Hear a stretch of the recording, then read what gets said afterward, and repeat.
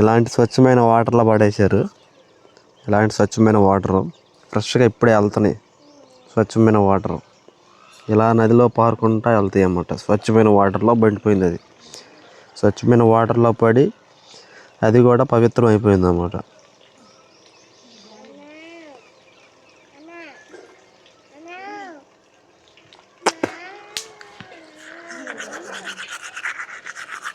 అక్కడ బెచ్చి పడేశారు, ఏడ్చుకుంటున్నారు. ఈరోజు పొద్దున్నే లేవగానే మా వాళ్ళు బ్రష్ చేస్తుంటే ఒక చిన్న ఇన్సిడెంట్ జరిగింది. ఇప్పుడు చూడండి అది ఎలాంటి ఇన్సిడెంట్ అనేది.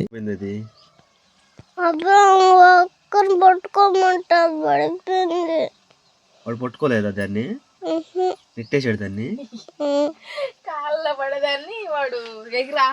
ఇక్కడ ఇంకొక ఐటెం కూడా పడింది చూడండి.